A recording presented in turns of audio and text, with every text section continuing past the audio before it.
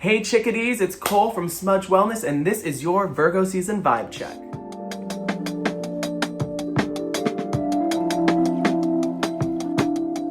Now for this vibe check, I'm going to give us 4 points that I want us to all reflect on and think about for the entire tone of Virgo season, right? These are the 4 things that you should keep going back to and keep really focusing on as we go through this next little period of our life.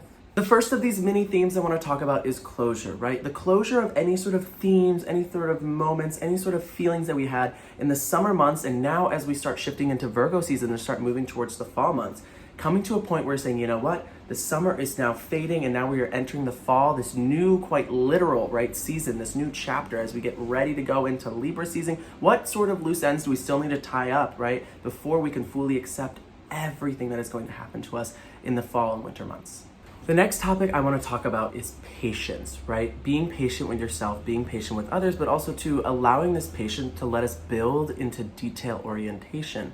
There are a lot of planets in Virgo right now. Well, we know Virgo as the Virgin, as the wheat bearer, as the detail-oriented queen. So it is really, really important that we take this time, right, as we start to think about our summer months, right, in closing the chapter about those, into how can I be patient with myself, not to rush anything, right, not to really jump into any sort of conclusions, to make sure that all of my T's are crossed and all of my I's are dotted, all of those really, really great things. Because then as the planets shift throughout, right, all of the sign of Virgo and into Libra, we're going to feel a little bit more balanced if we take a little bit more time and a little bit more calm with all of our actions. The next mini theme I want us to think about is our intuition. The full moon this month is going to be in Pisces, right? Virgo is opposite Pisces. The full moon always happens in the sign opposite where the sun is. But it's also going to be incredibly close to the planet Neptune at the time that it goes full. It's not going to be an exact conjunction, but it's still going to be really close. And we know Neptune as a spiritual and intuitive powerhouse, and we know the full moon